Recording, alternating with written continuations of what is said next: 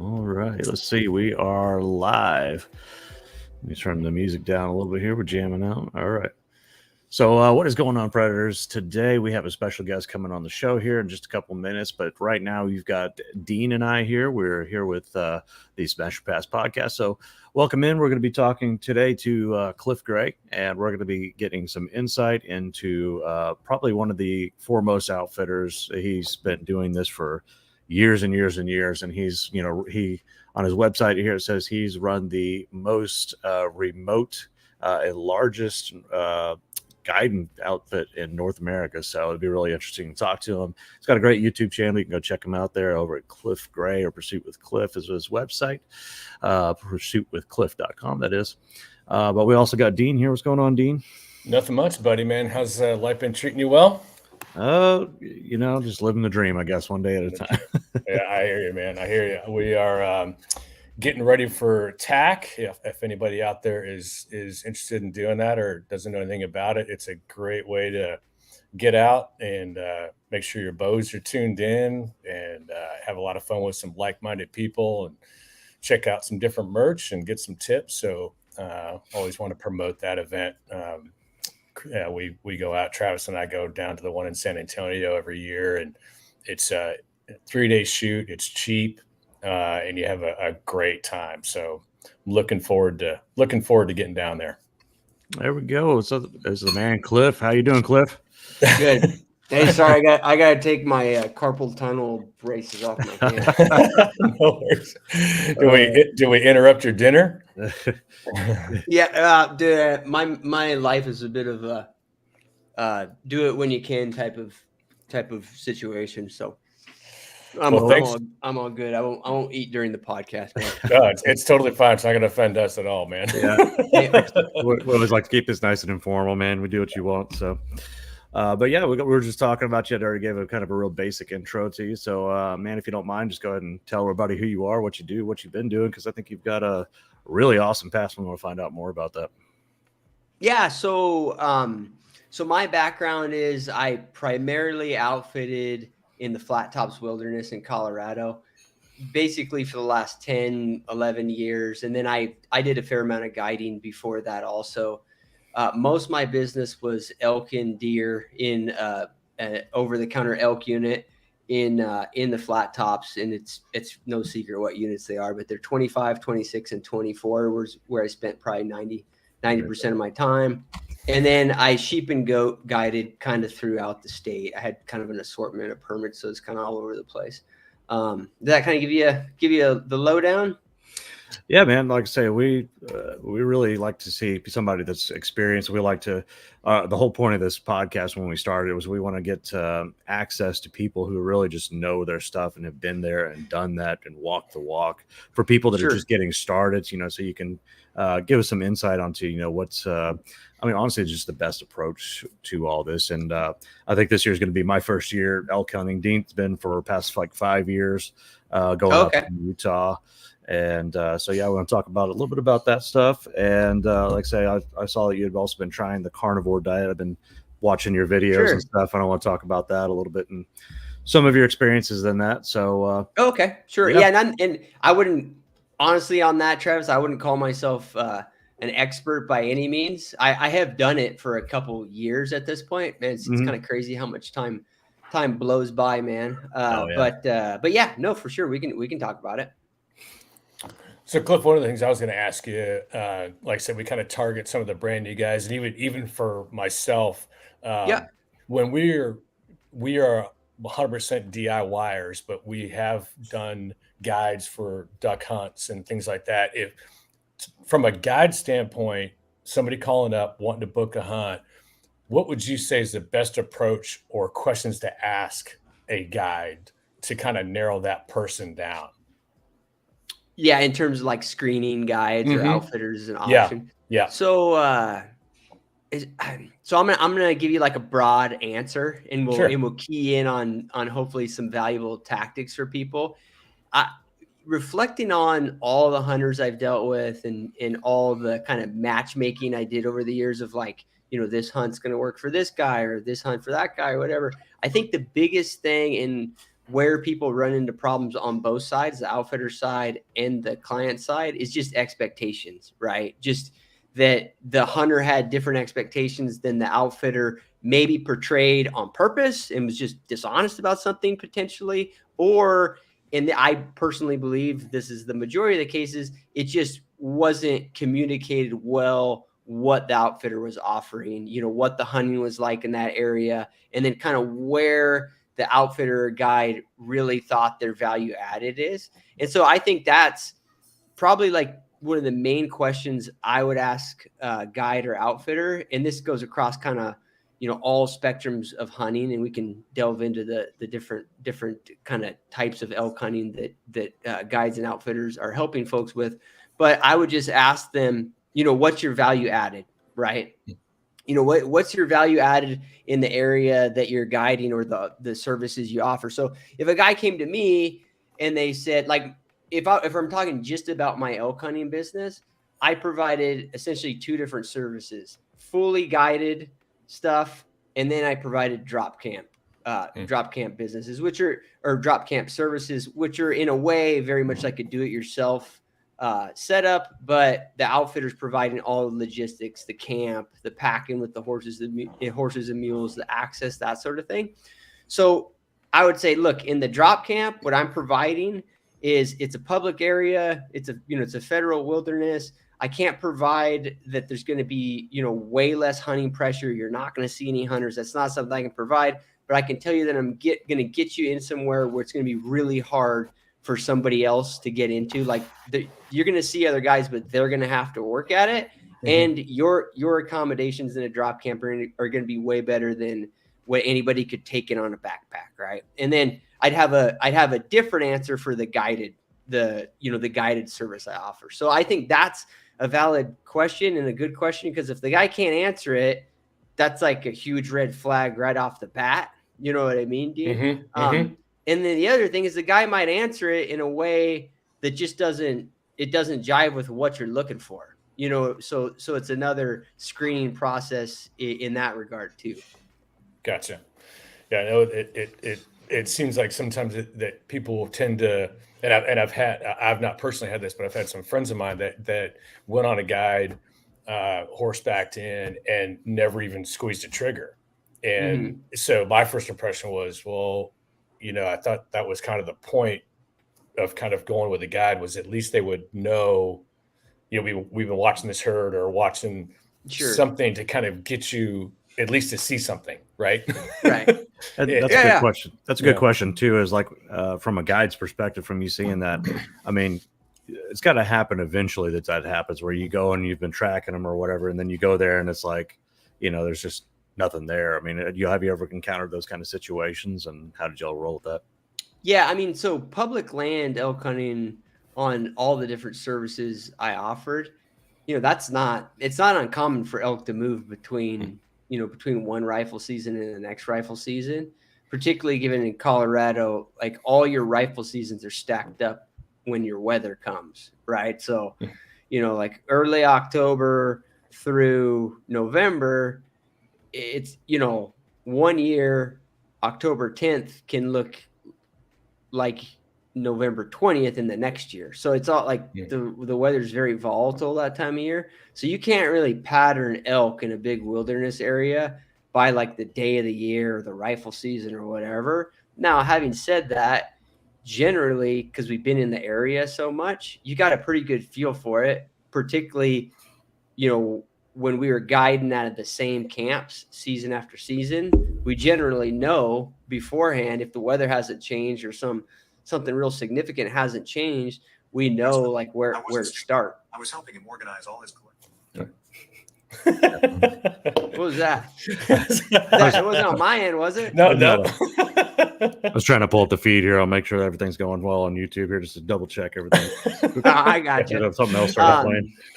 But yeah, sorry, man, threw me off a little bit. Yeah, no, it happens. It happens in public wilderness hunts. Even guided hunts can be very, they can be trying if the conditions are rough, Yeah, and I can imagine that is got to, wreak a little bit of frustration really on both parties Oh yeah. too, right? Yeah. Going into that. And so I literally just watched your show on how people get frustrated after day 2 and when the kind of the grind comes in. Sure. Is that, do you notice that happens more often when you're not seeing anything or hearing anything? Does that kind of play in the psyche of your hunters? Or Oh yeah. Yeah. So I mean, I think that goes for all hunting, but when you talk about this wilderness stuff, I guess I got to frame that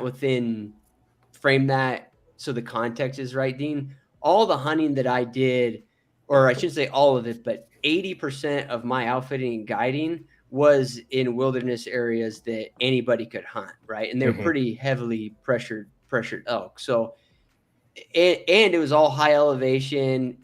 The wilderness area that I primarily operate in, it's not like the most rugged wilderness area in Colorado or the West by any means, but it's still pretty rugged and high elevation. So I guess what I'm getting at is all the non-hunting components of these hunts are not real comfortable. Even if you're in wall tents at 10,000 feet on November 1st, it's still freezing ass cold in the mornings. You know what I mean? And there's a lot of elements of being up there. Yeah, it's beautiful. It's a stunning experience. But for most people, it could be trying mentally. You know what I mean? I mean, I've guided in that country for years, and still, it very much so. Did I have my mornings where I was like, do I really want to do this? You know what I mean? Why am I here? Yeah. So yeah, if in that environment, because you have kind of some like negative inputs into your, physiology or whatever, or in just your psychology, if you don't see game in the first like couple days, people can get real negative really quick. And you got to break that cycle. And the thing I'll say about it, and I need to do a video about like, who you choose in your hunting group, who you choose to hunt with your buddies. Cause I noticed it over the years, Dean, like it really depends. Like you could have 3 or 4 guys and one guy starts to sour and it just spreads. You know what I mean? It just like that negativity like spreads. Yeah. And then if you have a guy, if you got like 2 or 3 buddies and they know they got one buddy that's got a tendency to do that, they'll stop it. They'll say, dude, you need to we got to just power through. And then 24 hours later, one of the guys kills a bull, they start seeing elk, and then the dynamic of the hunt will change, right? And things become easier. But yeah, to your point, stretches of, just lack of seeing game. Yeah, that's for sure like the biggest, that's the biggest hurdle right off the bat. I'll be totally honest. That was if we were going into hunts, like I had 3 or 4 guides and maybe I was guiding in the camp. If we were going into a hunt and we had just got off of guiding a hunt that was really tough, it's really hard for guides because they know they're like, man, we have got to get these guys into some elk because like we're starting to get ground down. You know what I mean? Yeah. I don't think it's like unique to people who are new to the mountains.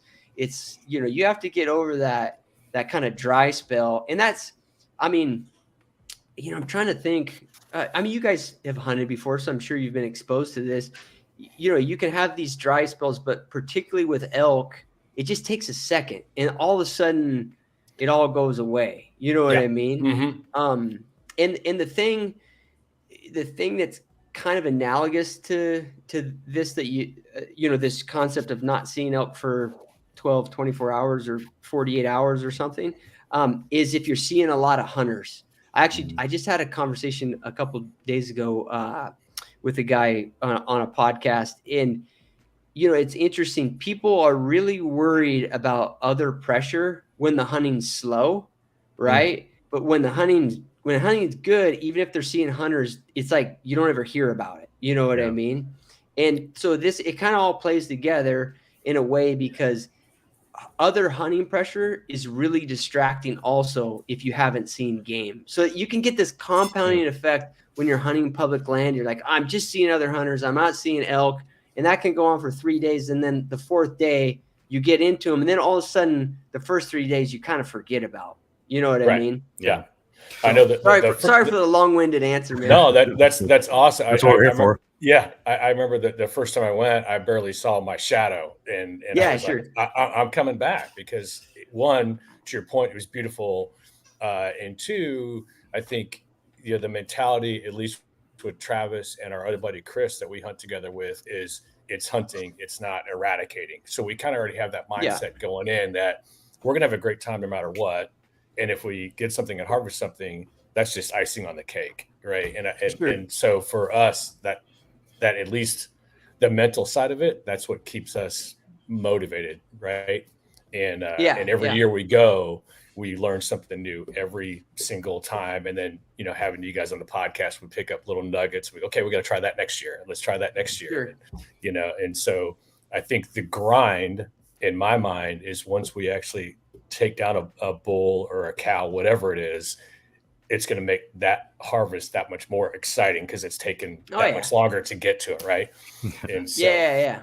It's kind of like, the analogy I use sometimes, Dean, is I almost feel sorry.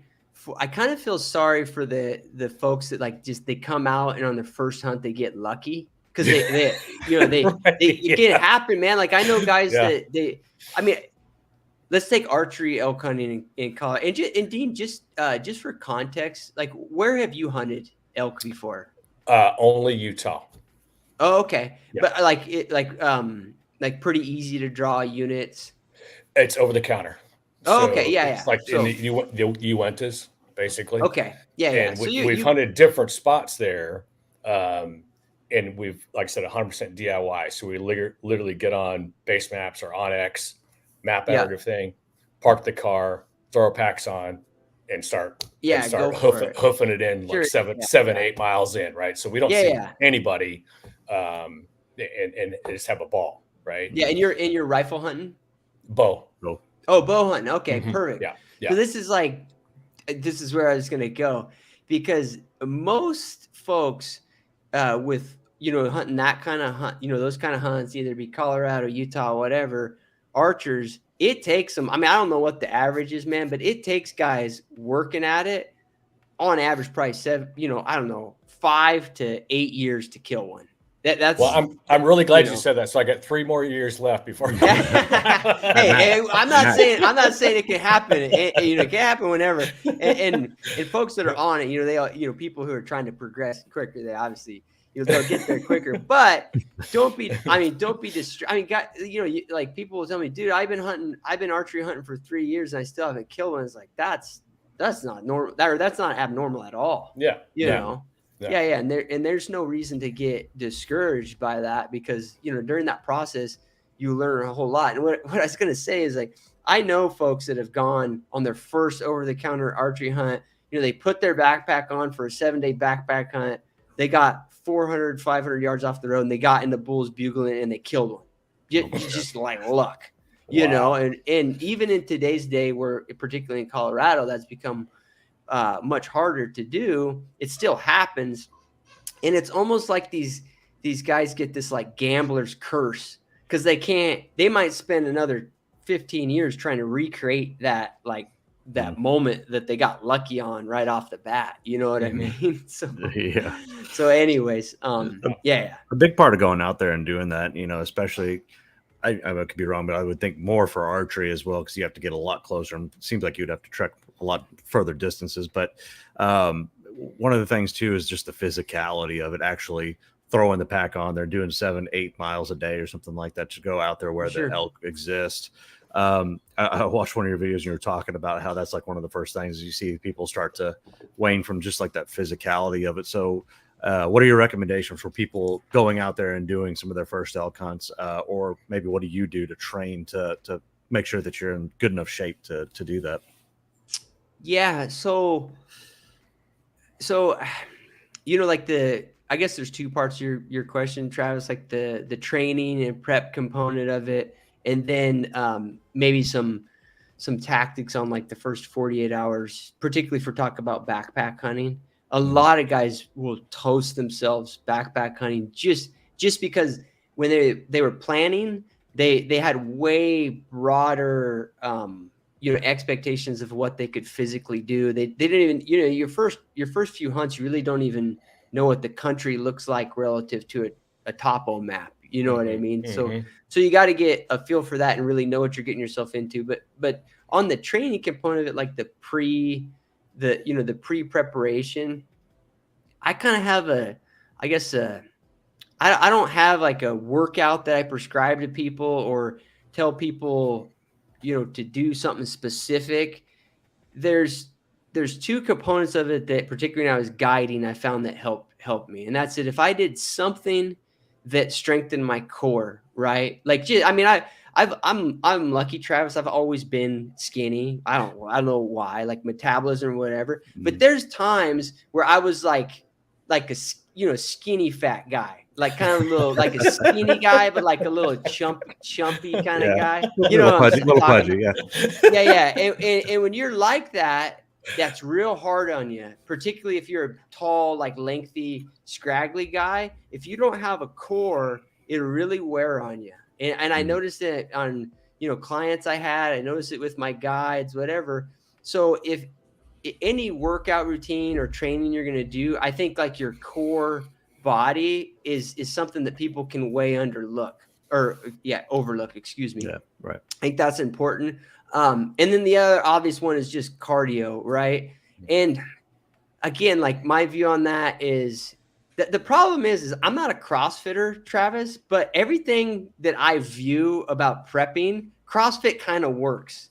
You know what I mean? Because it's like you get the core exercises, you get the functional strength, and then you get the cardio because you're hitting like high cardio during those types of workouts. It just checks all the boxes. Yeah, it just happens to check all the boxes. I don't do it. I do all these things in other ways that are part of my lifestyle, but I think those are really important because what seems not to work is if somebody they walk a lot, right? Or even if they jog a lot, they just go, they go on a low key jog like for a couple miles a day, or they go on a low key jog for 2 miles 3 days a week or something. I'm sure that's good for you, but I don't know how much it applies to some of this type of hunting. Or I'm sure it helps, but I think, getting exposed to that, that high intensity and getting your heart rate way up and then bringing it back down. I personally think that that's helped me a lot, is to do that type of cardio. So those are the two things that I recommend. Like I said, I don't prescribe like gym workouts because that's not how I do it. I can tell you one observation. I talk about this a little bit in a video on my YouTube channel. One observation that I found is that probably the sturdiest clients that I ever guided, they were very passionate about something else physical in their life. They were like world-class tennis players. They were world-class, jiu-jitsu guys, or, a thousand different things, swimmers, any of that stuff. And I think it was just that, they maintained a certain level of body conditioning that worked with hunting. So does that kind of answer your question, man? I wish I had a document to sell everybody for $19.99. Oh man, like so you're doing it wrong, Cliff. Yeah, right. Yeah. The problem is it's just, and part of it, Travis, is I think a lot of those prescribed workouts, people do them for like a month and then they quit. I think all this stuff that people sell, now there's like a little niche business to do like workout stuff for people preparing for hunts. I think all of it works. It's a matter that most people won't do it. Yeah. Because it's not fun. And I like the idea that you're talking about too, about you just functionally work this into your life, especially if you're, like I said, living a little bit more of a remote life. If you're one of these people that out there, you're chopping wood, you're doing stuff, you have to the chores around and maintaining the land, doing all that stuff. If you've got animals and stuff, maintaining all that itself is kind of a work. I mean, Dean was like chasing goats around the yard earlier, so that's a hell of a work. Yeah. Those little dudes are fast too, man. I'm telling you. Yeah.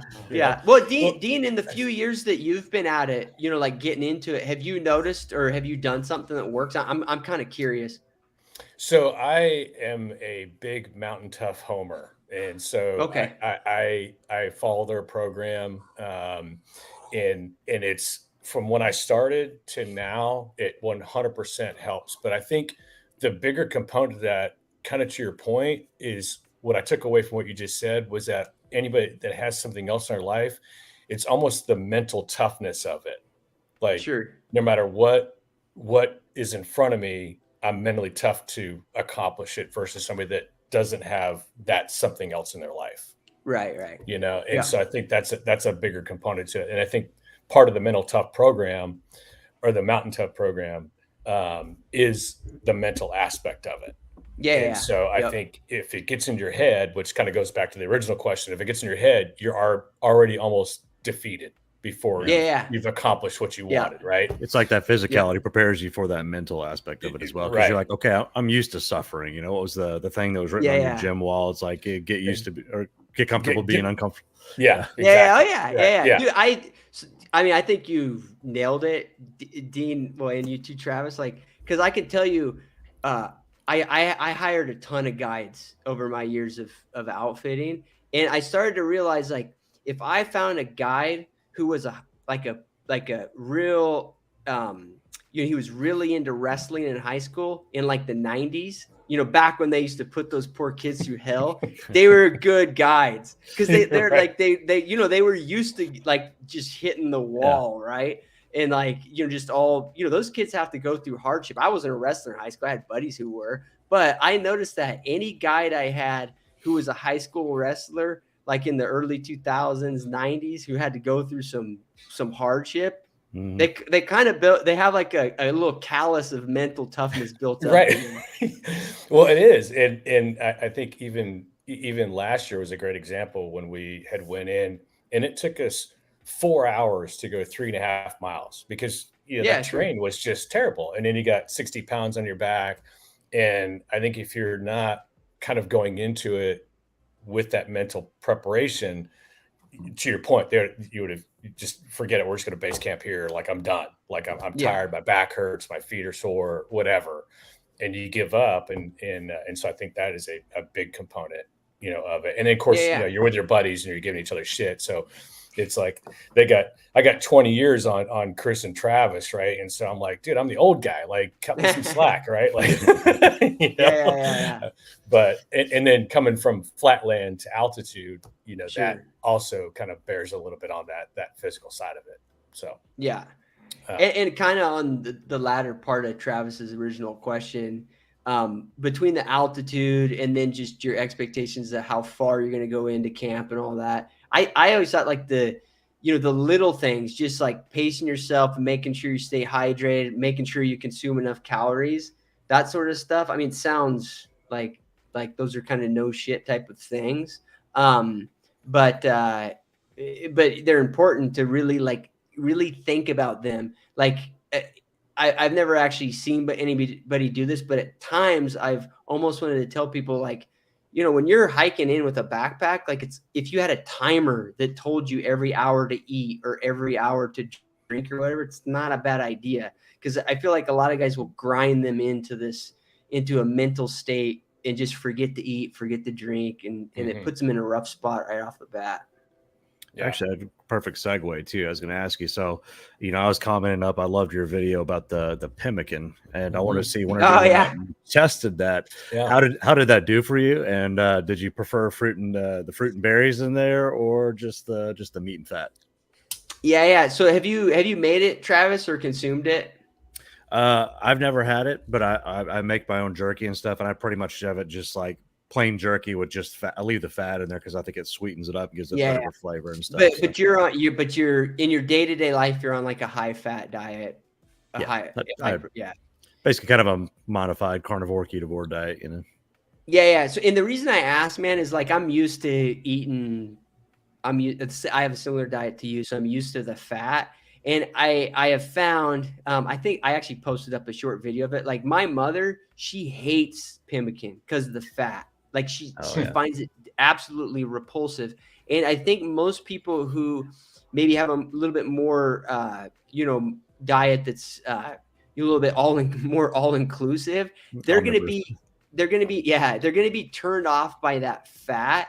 That for me, I'm not turned off by it at all. Cause like, if I eat a ribeye, I'm going to like eat all the chunks of fat. Mm-hmm. Most people find that disgusting. So, but so that's the one caveat with the pemmican.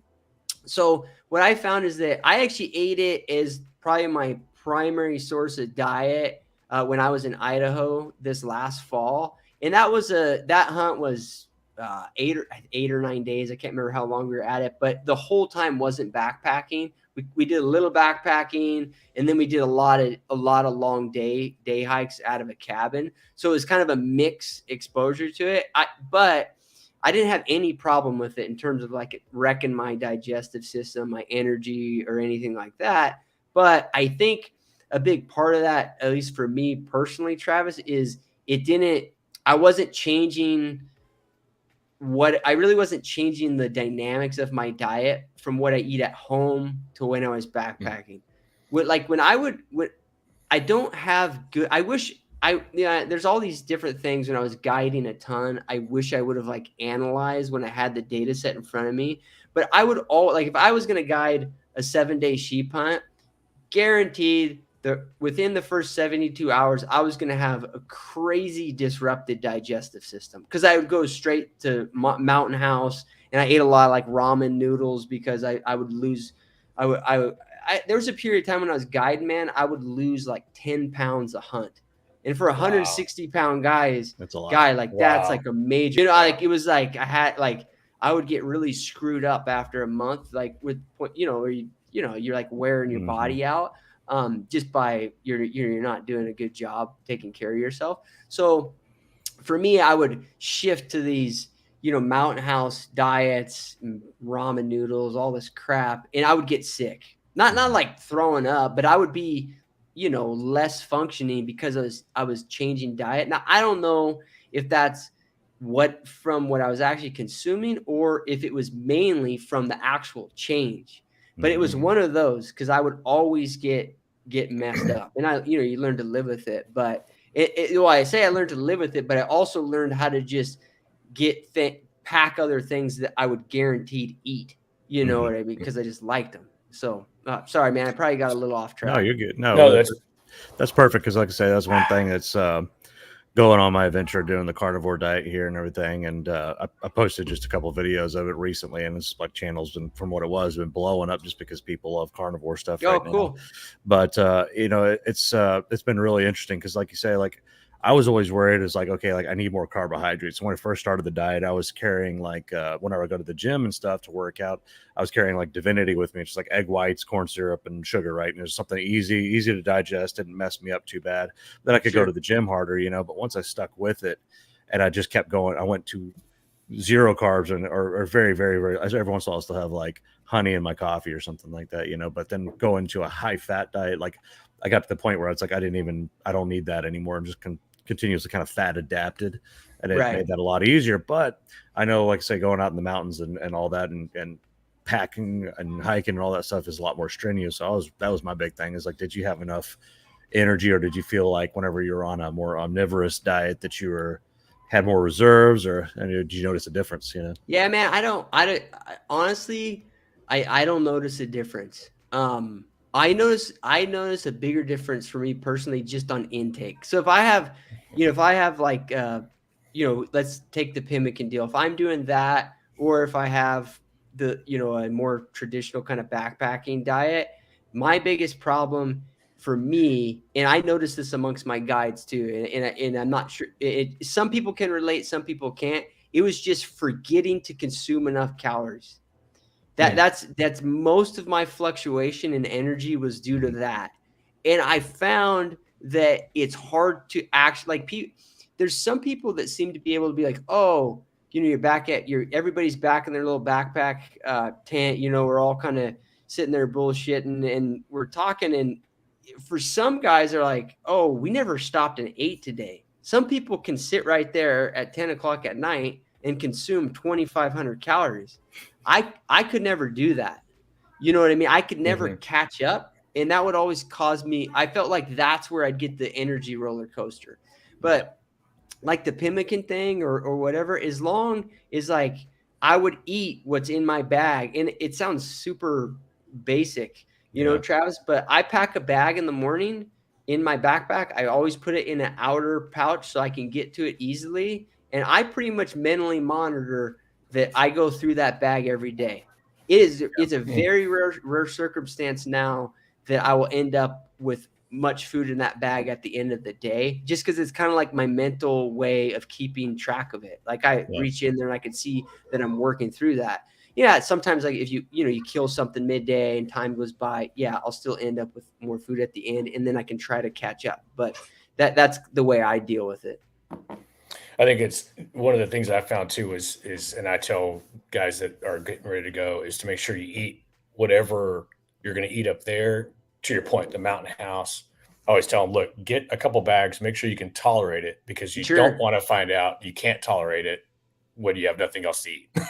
Yeah. You mean like even from a taste perspective? Correct. Yeah. Oh, I mean, yeah. Can your body handle it? Do you hate it? Because that will ruin your day if you get up there and like get to your point. You're 7 days in, and day 2, you're like, I don't like anything that I packed. Like, this is just terrible. And then it's in your head. Yeah, I would. So, Dean, I would go as far as to say that not only do you need to be able to tolerate it from a taste perspective, you need to really like it.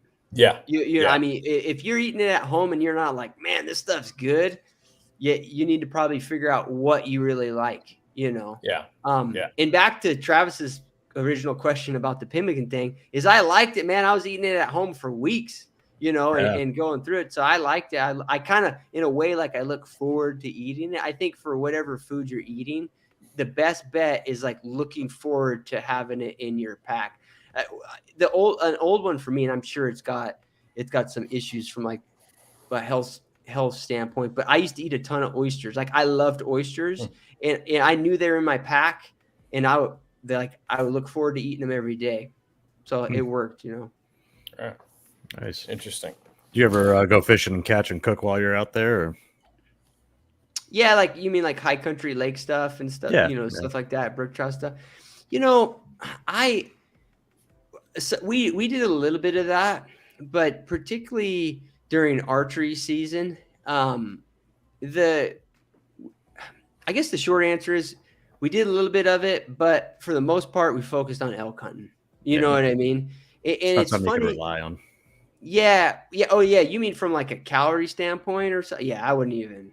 Yeah. I wouldn't even factor it in. From a fun perspective, if you're a fisherman, there's all over the place. There's like, kind of world-class trout fishing all over these wilderness areas in Colorado. I think, and it's the reason I'm kind of like bogged down by the question a little bit is in some ways I wish I would have done more of that, but we would get so focused on elk hunting. I cannot tell you how many fly rods that I've packed in on mules and horses, like hundreds over the years that never got used. Yeah. I'm not saying that it's not a great opportunity. I'm just saying, like, when I look at the data set, what actually happened is folks just get so focused on elk hunting. And then when they're not elk hunting, they're tired and they try to get, and they're trying to rest. You know what I mean? Mm-hmm. So that's actually awesome. Because is the perfect question is what would you tell people that are out there when they have the downtime, looking back, that you should say, look, when you have your downtime, you're not seeing anything, nothing's bugling. What would you tell them to do? Just take in the scenery, take some pictures, fly fish, take a nap? Like, how would you tell somebody to really take in that whole experience?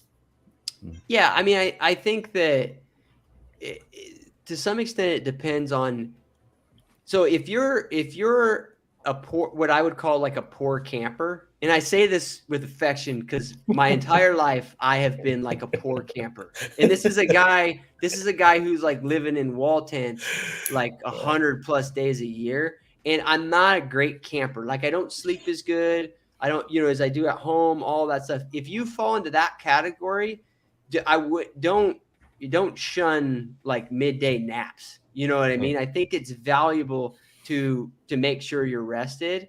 Now, if you're somebody who sleeps real well camping, I wouldn't worry about it too much. So what I would say is that you can enjoy the other things, like the fishing, that sort of thing. But the other thing I would say is that I spent a lot of time guiding when it was a slow time and I knew that, it was warm or whatever, and I knew the elk were bedded down somewhere. I'm always someone to sit somewhere where I can glass. Even if the glassing is like miserable, like we're looking across, like I'm looking in like a tight, in a tight drainage, and I'm looking just into a wall of timber. I like to just sit somewhere where I can look, because Yeah. I cannot tell you like particularly heavily pressured elk, like Colorado. In my mind, it's like notorious for this. When there's a lot of hunters around, yeah, sometimes elk will dissipate and they'll go other places, but a lot of times they just suck up really tight into little small spots. And I'll be looking at a wall of timber, eating my lunch, maybe resting a little bit, just burning 2 or 3 hours, and just like look at my binoculars and my tripod, and I just see the back of a cow. And then all of a sudden it changes the dynamic of the hunt, because it's like, look, there's a group of elk that have been hiding right here, a half mile from camp, and it's low. I mean, it's low probability. You can't just spend every day glass and timber, because it's not a great use of your time, particularly the prime time, but it's not a bad use of your casual time. I've killed a lot of elk with people over the years because I do that. So it's another thing you can do. Yeah, we ran into that last year where we got up 12,000 feet, and it was exactly that. We were glassing down, and it just literally was so thick that we were just like, we're not going to see anything up here.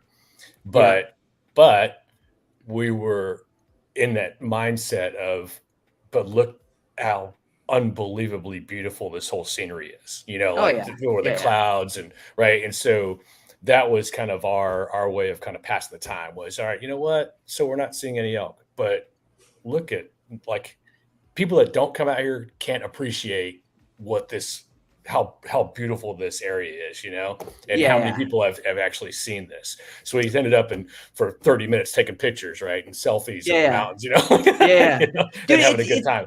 Dude, it's funny. It's funny you say that, Dean, because I think it's a great mental thing to do, exactly what you're describing with elk hunting, because to just take a moment and enjoy what you're experiencing, because like even in super tough hunts, man, you're still one out of whatever 100,000 people on this planet that get to experience that kind of thing. You know what I mean? Right. Yeah. And I mean, for me personally, man, it just boosts like the feel of the hunt, because there's kind of like this gratitude about enjoying it.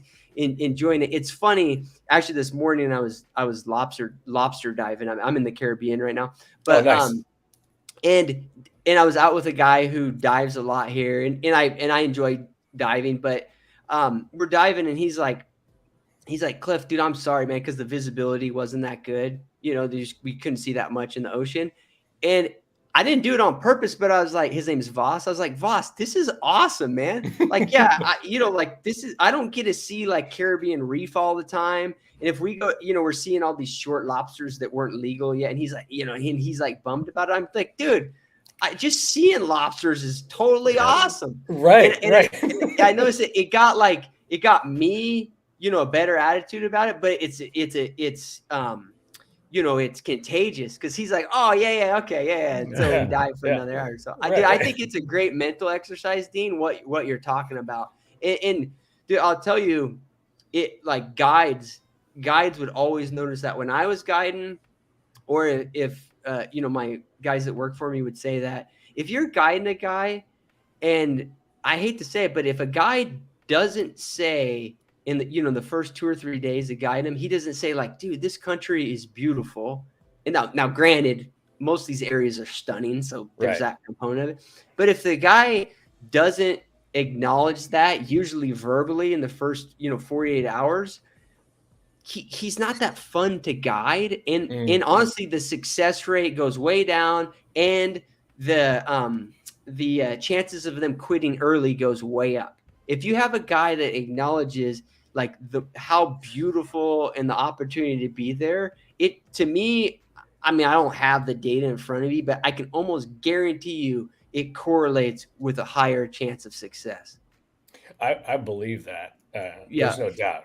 It's like I said, it's the mental side of it, and to your point, it's the attitude side of it. I mean, it is what you make of it, right? Yeah. And I think that's important. I noticed that when I went to Kansas on a duck hunt earlier this year, and the guide was really bad. He's like, "Oh my God, I'm so sorry. Like, we didn't get a shot off the first day." And we're like, "Dude, listen, we saw so many geese fly over. Like, we learned so much about where they're coming in at. Like, tomorrow is going to be awesome, right? Because now we know where they're going. Like, don't sweat it. Let's go get some good dinner and whatever." And the next day we hammered them and had a great time, right? Sure. But we could tell he was feeling bad, as from a guide standpoint. Like, "Dude, I'm so sorry. I couldn't call him in. I don't know what was going on." We're like, "Don't sweat it, man. Like, we're having a ball. We'll lay in mud all day long, dude. This is sure. It's better than being in the office. I can guarantee that." Right? Like, so that was my granddad always told me, he's like, "Well, that's why they call it hunting and not shooting. It doesn't mean you're going to go out there and to get success. But again, you can take the memories, you can take the mental pictures, you can enjoy this, just enjoy the quiet sometimes, and it's getting harder to do for me now. I got like tinnitus in this ear, so I'm always hearing but other than that, it's just like, it's great to take in that silence, because you just don't get to hear that, man. It's amazing. Sure. Yeah. So one of the other things I was going to ask you is again, kind of learning this over the past 5 years, where's your stance on specifically elk when it comes to calling, not calling? Are you on the side of you bugle as much as you possibly can, or are you on the other side, like blow once and just shut up and see what happens? Yeah, so I guess it's to some extent it's situation by situation, area by area, what the elk are doing, all of that. If I was gonna say like some pretty consistent advice over all variables and all conditions, I believe that the highest probability of calling elk in is to maybe locate them, or you could locate them by glassing them up. You can locate, bugle them. You can hear cows moving through the timber, talking to their calves. All of those to me are locating elk. From the moment of locating them to actually setting up on them, the closer you can get, your chances of killing them go way up. You know what I mean? Mm-hmm. And I always would, that gap between locating them and getting close to them before I like really, tried to set up on them, the shorter that gap was, and the less I had to relocate them, the better off I was. Does that make sense, Dean? Mm-hmm. Yeah. So this, I ran into this a lot, and I saw it enough that it became something, and I probably did it enough too. It became an issue that I realized that you get a bull to bugle. Like, you can take the strategy like a Corey Jacobson approach. Mm-hmm. That are you familiar with, like, his style? Yeah, right. So you're covering a lot of ground. You're trying to find the bull that's gonna, that's ready to call in that day. That's, the synopsis of it. And so you're covering a lot of ground, you're locate bugling, and then you go from there. If you do that, and I think that's a valid approach in a lot of ways, in a lot of areas.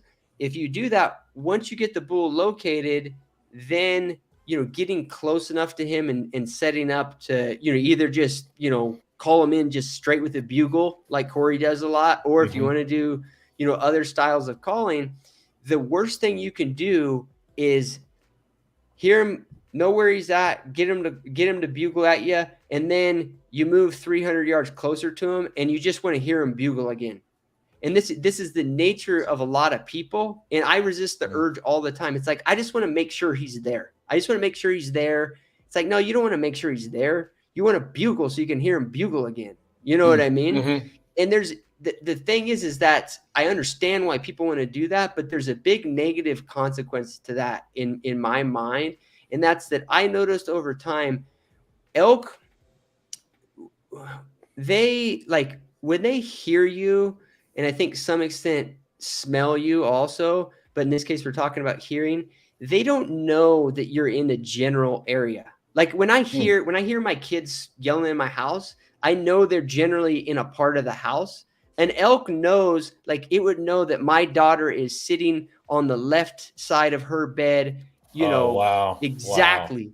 They know exactly Wow. where you're out. So if you bugle to them, when you get closer, if you get unlucky and there's less cover now where you're bugling, the bull did slightly move. He's going to know, and his cows are going to know like the exact tree you're next to. And they're going to look. They're going to look, a couple of cows might try to work and get wind to that or something. Like they know exactly where you're at. And so you have to be very careful about getting through that gap and, getting, and then, to the point of getting close enough to call in, about trying to relocate them and calling them during the journey. I would say that's like the biggest mistake I saw. And, I had it happen actually twice. And I remember what I used to do is, everybody does this and it's not a bad thing, but like we would, during a slow period of time, Dean, like you're talking about, middle of the day, no, there's nothing going on. All the elk are bedded, just kind of screwing around. You're eating lunch.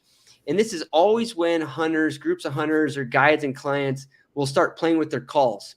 They'll be like, oh, Right. let me, you're gonna 100%. fiddle around. Yeah. 100%. Fiddle around with a different version of the diet, whatever, right? So you're making little cow calls, stuff like that. Twice I had this situation where we were sitting next to a tree, and see, like when you have horses and stuff and you're guiding hunters and an area, you kind of like have lunch at the same spots because there's good trees that tie up the horses. You can glass, at least you got these spots, right? So we were doing that, and then we moved off to start hunting in the afternoon, and then I glassed back to where we ate lunch, and literally like where we were sitting, like the tree I had my back on, there's a bull standing there. Wow. He's not 100 yards to the right looking. He's not 300 feet below looking. He's at the tree that we were at. You know what I mean? Wow. So they know exactly where you're at. And you just have to keep that in mind, that every time you give away that spot, you're exposing yourself to a little risk that they're like, hey, where's the elk? Right. So and that's my biggest general advice. And you're locating them early in the morning then, or at night? Are you bugling at night to locate them for the next morning? Yeah. So in terms of, to me, if you're going to locate bugle, the best time to do it, honestly, the best time to do it is like, 2 hours after dark or 2 hours before dark. Okay. Like if you got elk that will not talk, if you're close enough to them at 4 a.m. and you bugle, they'll generally bugle. Like some of these like hard hunted elk that people tell you like, man, I've been hunting this country for 2 weeks straight and I haven't heard a bugle. If you're close enough at night and you bugle, a lot of times you can get them to fire off. But in some ways, it's not always the most practical way to do it. Most of the locate bugling that I've done over the years is in the morning, right at dawn, that sort of thing. Usually at the nighttime, they're setting up for the night, and so you could be like, okay, well, now we know which direction we need to head when we get up in the morning. Is it kind of that thing, or? Yeah, well, at night, a lot of times at night, you'll know where they're feeding. You know what I mean? And then you can figure out where they're, where they're bedding related to that or whatever. Again, that all kind of depends on how heavily hunted they are, because if they're doing, if they're really sticking to a pattern, they haven't been screwed with, but if there's other guys in them in like these other, in these heavily hunted areas, like these elk will move at night, they'll feed in one meadow and you think, oh, well, they're going to bed, they're bedding in that timber right there. They gotta be.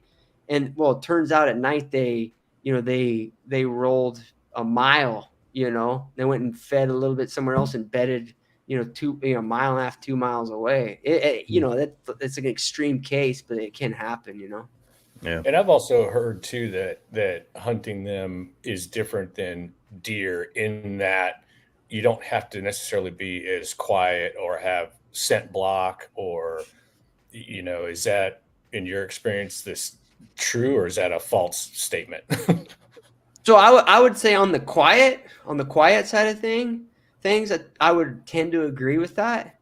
On the scent thing, I disagree, man. They are brutal on scent. Heavily hunted ones are. Gotcha. You know that's I mean, that's at least from my experience. They will not tolerate. You know, I had a lot of whitetail hunters as clients, and a lot of them would say they're real similar to whitetail. I can't, I'm not a big whitetail hunter, so I don't know. But in my experience, they're real sensitive to smell. On the noise thing. You know what I think? I think elk, even if they've been hunted a lot, particularly in September, when they hear something cracking or whatever, their first assumption is not a human. Their first assumption is it's an elk. You know what I mean? So maybe that's what they mean by that. Then yeah. I mean, a lot of there's like countless stories, and I have those too.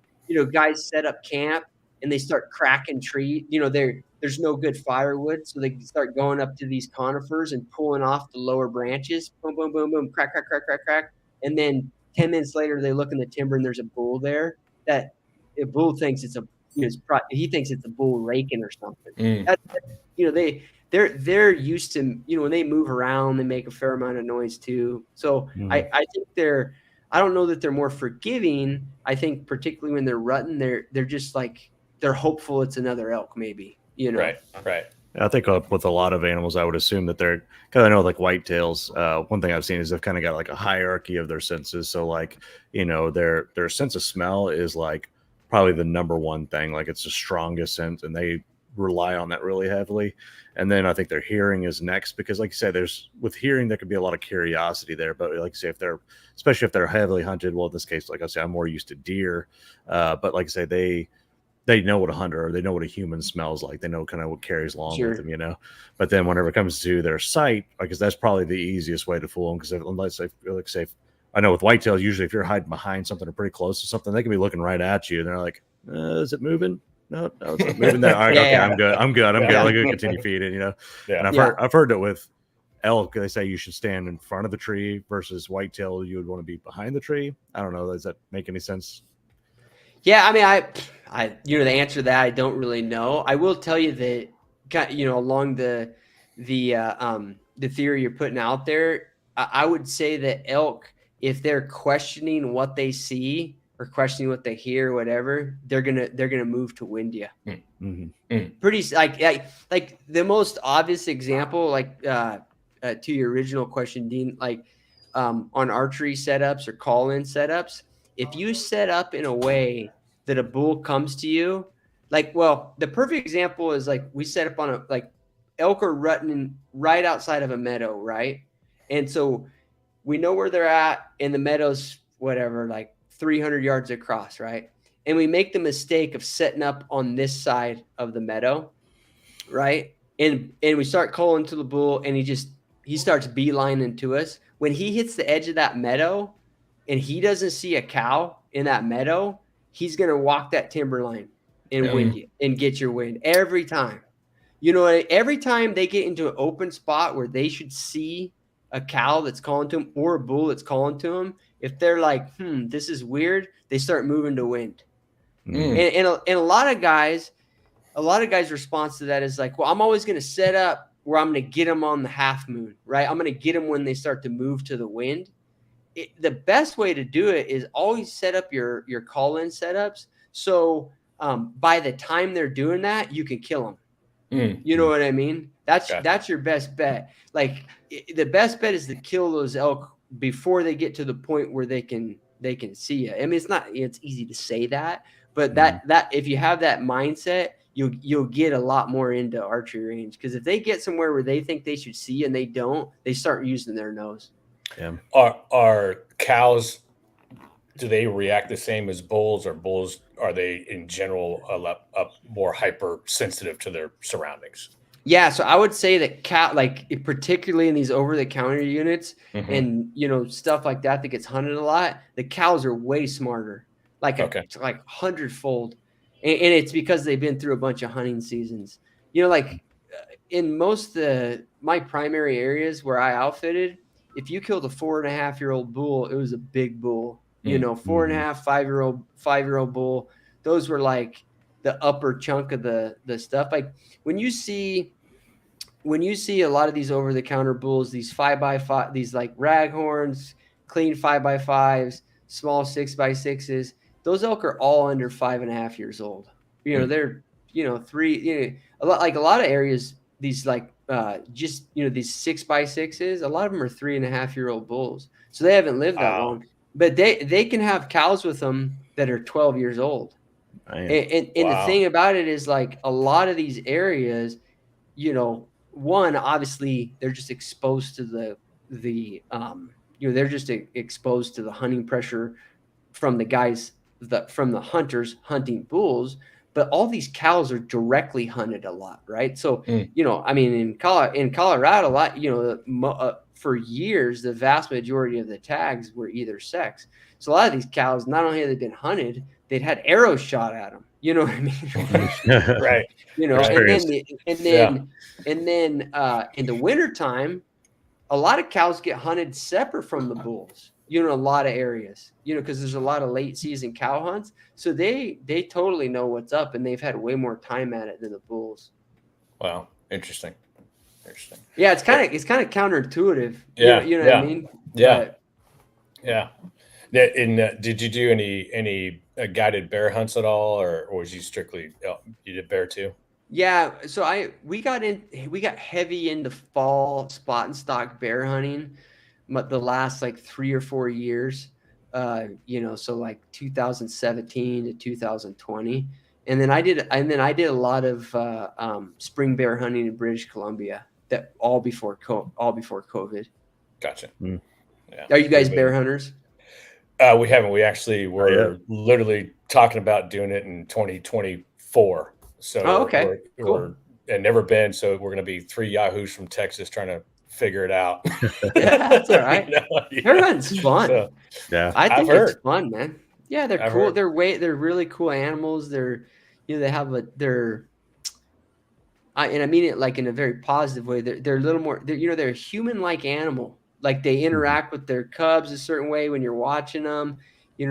They work food with their hands. It's just cool. They're really cool to observe. And, hunting them is, to me, bear hunting is not so much about interaction with the animal as it is about like really learning what they eat, learning how they're moving around, that sort of thing. I don't, in my experience with them, they're not the keenest animal. They don't have, they're not as hard to sneak up on as a big mule deer or an elk or something like that. Once you kind of understand their, what they're trying to accomplish in life, you can become pretty proficient at it, Yeah, it sounds like one of those things with bear hunting is just kind of like this, kind of like two apex predators coming out and meeting in the wild kind of thing. It seems like a lot of people get really jazzed up for hunting them because of that. And like I said, they're just amazing animals too, man. Like you said, scary but amazing. Yeah, they're cool. I mean, that's the thing, right? Is that, I mean, people like poo even black bears, and to this day, I don't know how many black bear hunts I've guided. I bet it's probably like 25, 30 or something like that. But to this day, when I walk up on one and I see its claws, I'm like, yeah, they say they're not that dangerous, but I sure as hell wouldn't want to fight one. Yeah. You know what I mean? Right. Don't fall asleep with a Snickers in your pocket. They're neat animals. So. Yeah, we're looking forward to it. We'll be doing a lot of studying over the next year on how to figure that out. But you're gonna hunt them in the spring or the fall? I think it was spring is what we're talking about. Yeah, and I think our buddy was telling us that, I guess, was it Idaho that is now you can get over the counter, I think, or something. So that's what we're looking at. Yeah, and they have some pretty cool areas to hunt too. Yeah. You guys are Texans? Yeah. Yeah, I'm down south of Houston, and Dean's up near Austin. So, okay. Yeah, so we can hammer a bunch of pigs and whitetail, but we're out of all that when it gets to the other stuff. But an axis deer is always good. Well, you figure if you can hit an axis with a bow, you can pretty much shoot anything with a bow. Yeah. But it's funny you say that, Dean, because what what's lacking, a lot of people that they only do Western hunting, like these elk hunts or deer hunts or whatever, they don't get a whole lot of repetition. I'm specifically with archers.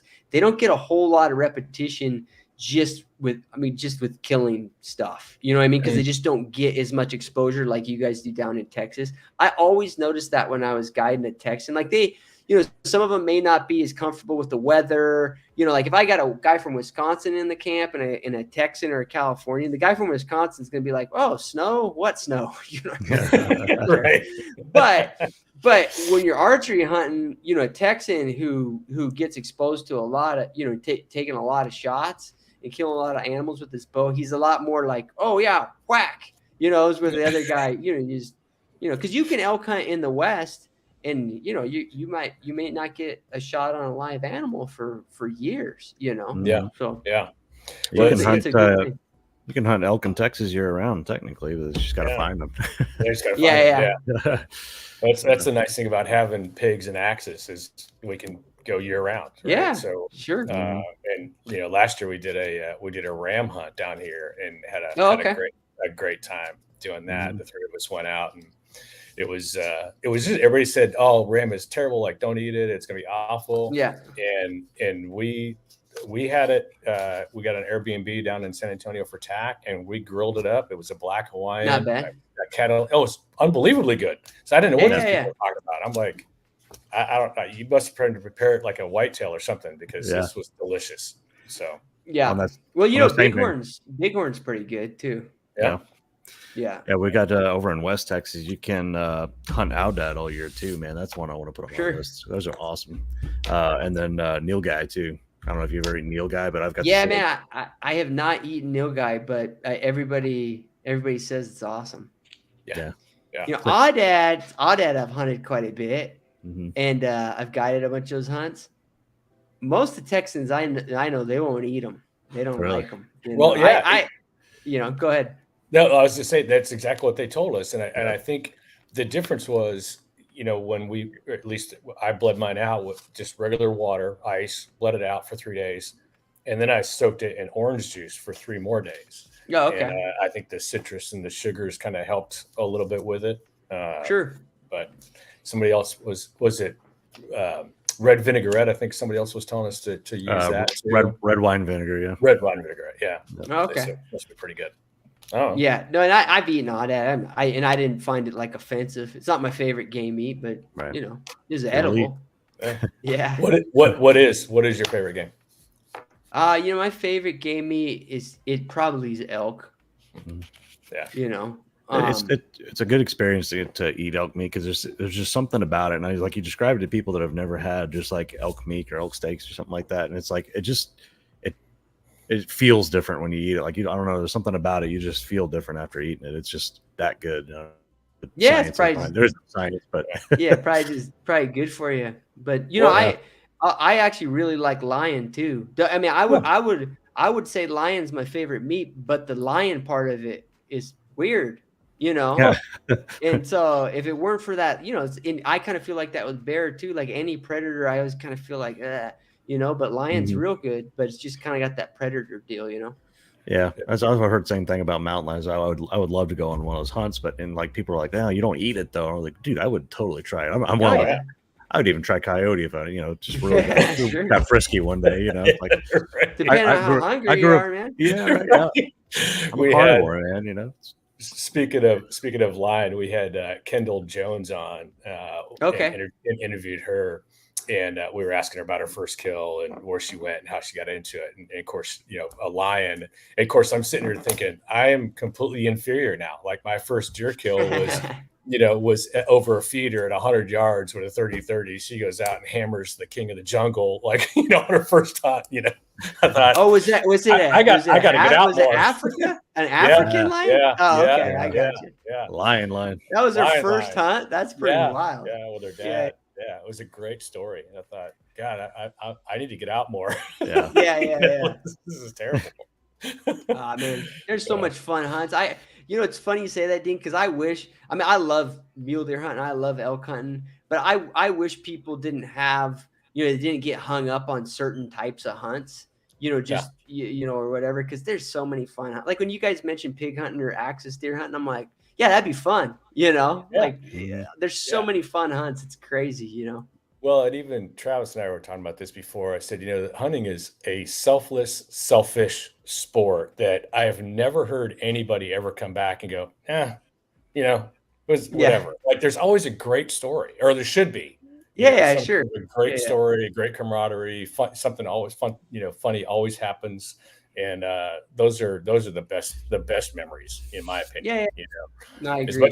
much as you want to harvest something, just being out there and having a good time. So it's I wish more people would do it. So yeah, for sure.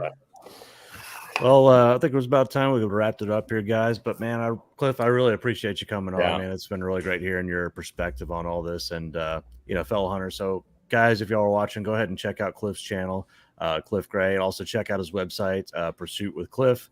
And like I say, he has some amazing stories and really great advice on his channel. I especially love his videos about glassing. I mean, you're passionate about glassing. I know I've seen all the videos on it. So cool, man. Anything else to say, guys, before we end it off? No, Cliff, thank you so much for taking the time. I really appreciate it. I hope you get some fresh lobster down there when you're. Yeah, we'll get it. We'll get it eventually. Definitely put it up on your channel so we can see it and live. Yeah, for sure, man. But hey, thanks for having me on, guys. I enjoyed the conversation. I'll get down there to Texas and go pig hunting with you guys. Oh, for sure, sure. Man. Reach out. We'll reach out. We'll go hammer some. It'll be fun. All right, sounds good, guys. All right, thanks for tuning in, Predators. And as always, guys, keep defying the odds. See ya.